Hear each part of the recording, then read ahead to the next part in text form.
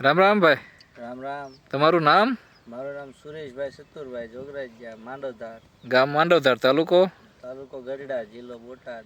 બરોબર. આપણે આ કયું બિયારણ વાયેલું છે? અજુબા. આ ભીષ્મા કંપનીનું અજુબા. હા. અને કેટલા વીઘાનો કપા છે તમારે? આ છે 15 વીઘાનો. 15 વીઘાનો. તો આમાં બધું અલગ અલગ વાવ્યું છે ને? હા, અલગ અલગ. તો હંધાઈથી સારો બિયારણ કેવું લાગ્યું તમને? હંધાઈથી આવડવા. આમાં કેટલો વીણવાનું ચાલુ કર્યું? વીણવાનું તો હજુ એક દી મુહૂર્ત કર્યું છે જો. તો કેટલો વીઘા જેવો વીણ્યો? હા. કેટલા મણ નીકળ્યો એમાં? 10 મણ જેવો નીકળ્યો. એક વીઘાનો 10 મણ જેવો નીકળ્યો. અને આમાં માલ બાલ ઝીંડવા? એ સારું.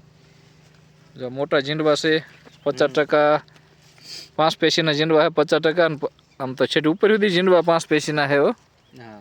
જો આ 5 પેશીનું, આ 5 પેશીનું, તો 80% ઝીંડવા 5 પેશીના છે. હા. અને આમાં વજન કેવોક નીકળે છે? વજન સારું નીકળે.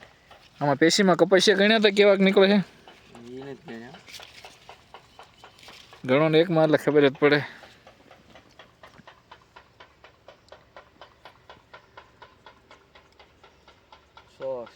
હે?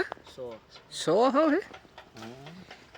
બીજી પેશી 100 નો હોય. 7 8 કપાસ છે.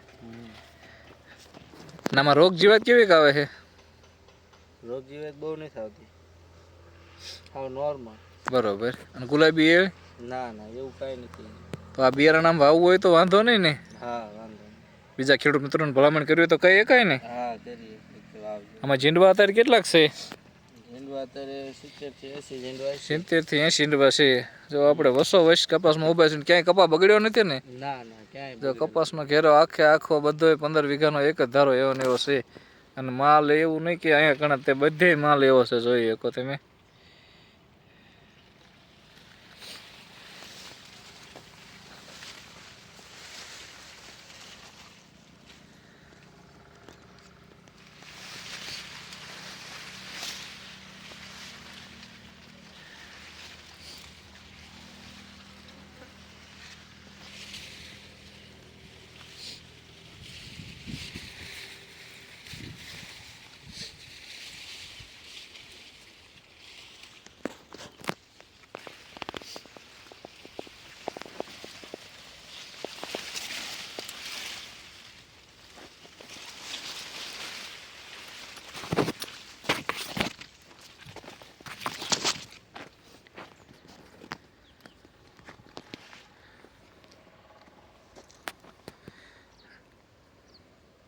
ડોકા આખામાં કાપી નાખ્યા છે? હા. થોડા